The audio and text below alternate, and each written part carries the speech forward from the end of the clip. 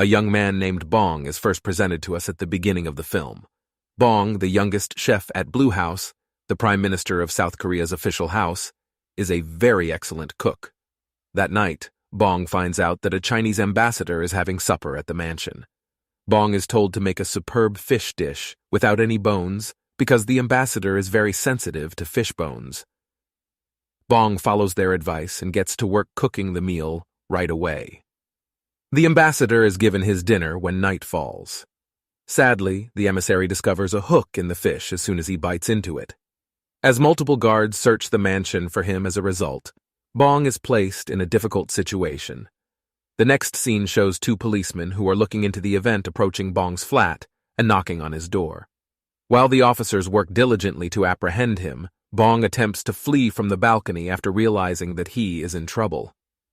Bong regrettably falls into the pool below, hitting the pool's bottom with his head. He keeps falling while a woman swims near him and kisses him, but for some reason, Bong finds himself on a strange bed in an even stranger surroundings when he awakens. Bong goes to a nearby mirror as soon as he senses anything is off. Bong is shocked to see himself in the mirror and realizes he has transformed into a lady. After giving it some thought, he decides that, given the fall, he must be dreaming. When Bong sneaks out of the room to investigate what is happening, she is greeted by a large group of females who bow and address her as Your Highness. Bong is taken aback by this and rushes outside the structure, but she immediately feels cold in her crotch. At this point, Bong discovers she has misplaced her banana. This horrifies Bong, who at first thinks she has been trafficked into a sex exchange scheme. However, Bong realizes she has time traveled when she takes in her surroundings. She collapses in astonishment at the realization and is finally taken back to the palace. The following morning, when Bong awakens, a maid tells her who she is now. It turns out that she traveled back in time to the Joseon dynasty in 1851. She also currently resides inside Kim So-young's body, a royal ward. Bong learns that Kim will soon wed King Chol-jong and become queen, which only makes the situation worse. The maid adds that after some unidentified mishap, her body was discovered floating on a lake. Fortunately, the guard discovered her and returned her to the palace.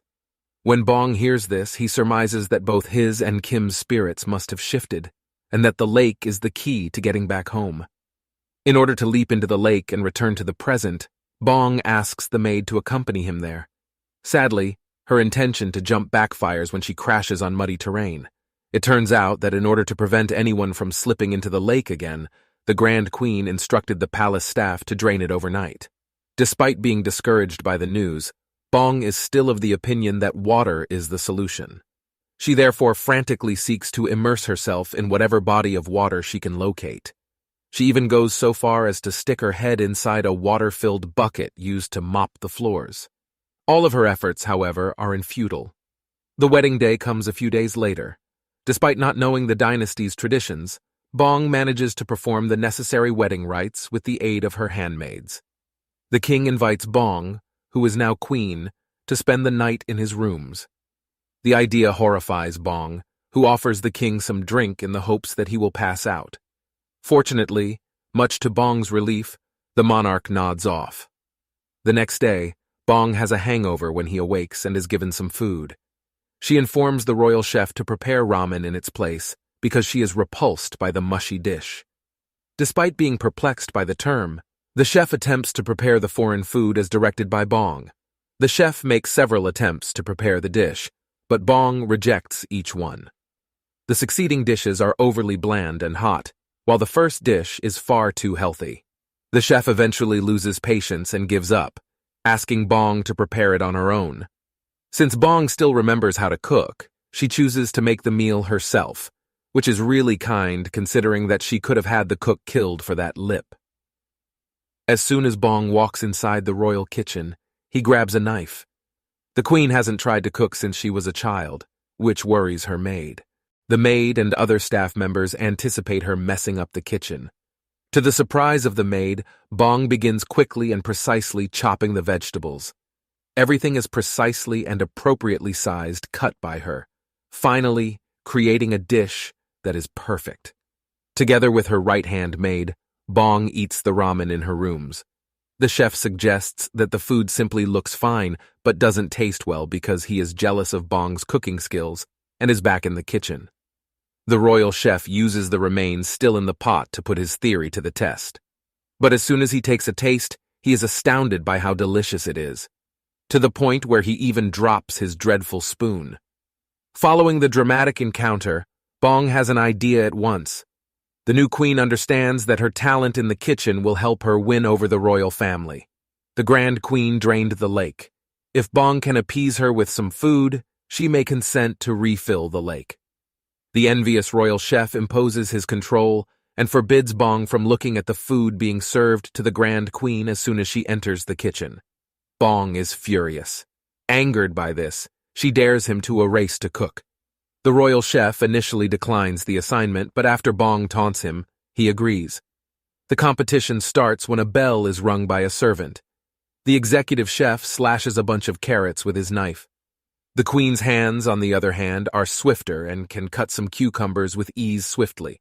Bong wins the competition when her food is ready, and she is the first to ring the bell after it has been cooking for a while. The royal chef becomes irate and counters that while speed is crucial, flavor is the true test of a cook. Bong, who is confident, concurs and asks the royal cuisine inspector to sample both dishes to determine which is superior. The inspector declares Bong cuisine to be the superior dish and is enthralled by it. She was forced to assume control of the royal kitchen. Bong investigates the Grand Queen's cuisine while taking use of her newly obtained rank. Due to her recent toothache, Bong learns from the Grand Queen's culinary preferences that she is a finicky eater. As a result, Bong chooses to prepare the aristocrat a supper with a delicate texture. Right away, Bong gets to work and starts to make a potato porridge. She starts by adding the correct ingredients after adding some milk to the pot. The potatoes are eventually added to the saucepan after she sometimes tastes the mixture. After that, some flour toppings are added to the dish to create a unified presentation. The finished piece meets Bong's approval, and she personally gives it to the Grand Queen. The Queen praises the meal, but notes that the dish needs improvement because it was served cold. The perfectly mashed potatoes lumping together is what causes the temperature difference, which also slightly changes the flavor. The presentation was further impacted by the porridge that overflowed onto the plate's sides. Hearing this saddens Bong, who then reluctantly sets off to return to the palace. While riding in her chariot, Bong considers different ways to feed the Grand Queen. Soon after that, she has a brilliant idea. Bong makes a piece of clothing and has her maid give it to the royal engineers along with some instructions. The engineers create a unique fabric under Bong's guidance, food delivery vehicle that has adequate insulation on all sides thanks to the cloth. In the meantime, Bong cooks a variety of delectable meals and orders the slaves to bring them while using the newly created cabinet. The food is served to the Grand Queen hot, and she consumes it all without leaving any behind. The engineers eventually make their way back to Bong and tell him the happy news that the innovation turned out to be a success. A few days later, the monarch hosts a big feast and invites representatives from across the nation. On the day of the dinner, the cooks fall ill, and the royal kitchen is understaffed. Bong observes and decides to assist. She sneaks out of the feast and into the kitchen while posing as a man. Bong notices that there aren't enough items in the pantry because the groceries that were supposed to be delivered that day never arrived. Due to his limited resources, Bong is forced to think outside the box. The queen makes a straightforward yet distinctive potato dish with the help of her housemaids. In order to make the potato crisp and crunchy, Bong peels, wraps it around a stick, and deep-fried it.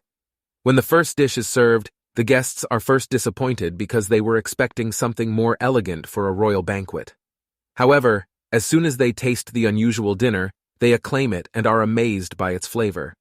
We created fast food. Being that there is no meat in the kitchen, Bong's second dish requires a little more work. She ingeniously decides to build a vegetable burger out of beans and top it with tomato relish. Bong gives her creation the name MCDONALD since she is pleased with it.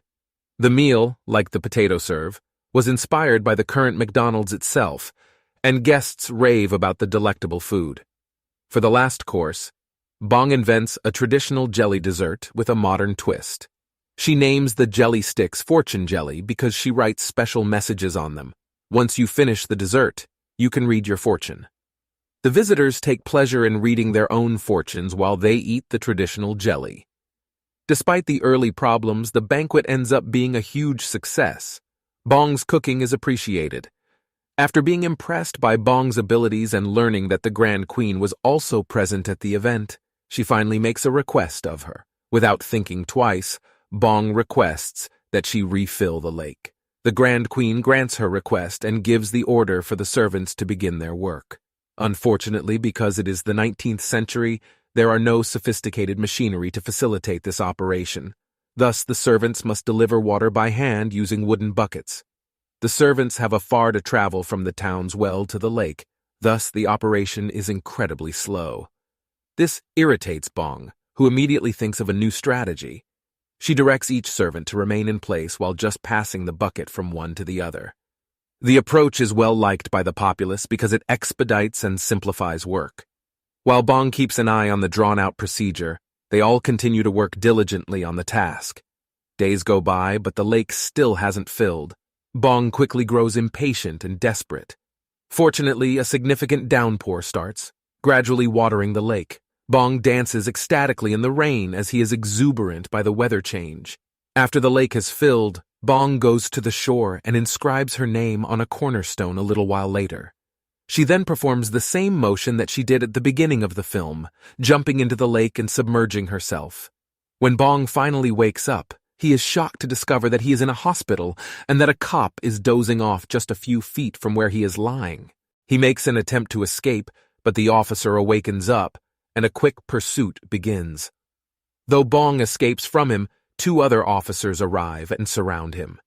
In a desperate attempt to escape the attackers, Bong leaps from a high platform. He then runs down the street. He goes to the neighborhood library to look for a history book. He smiles as he sees a book about the Joseon dynasty there and realizes that he is now a part of history. His walk down memory lane is abruptly ended, though, as the pursuing officers show up at the library. Again, Bong tries to flee, but the officers explain that they aren't there to take him into custody. It turns out that his time travel to the Joseon era has altered the present. He isn't being pursued by the police right now, as Bong is now a whistleblower has exposed a high-ranking official for wrongdoing. They are instead there to protect him. To verify their statements, Bong quickly runs to a nearby computer and checks the internet. He quickly realizes that they are telling the truth, because both history and the modern world have altered. The film closes with Bong standing on a street and conveying a message about how even a tiny adjustment in the past may have a significant impact on the present. Moreover, meals are always better with a bong as a life lesson. To support the channel, switch on notifications, subscribe for more content like this, and leave a like. I appreciate you viewing.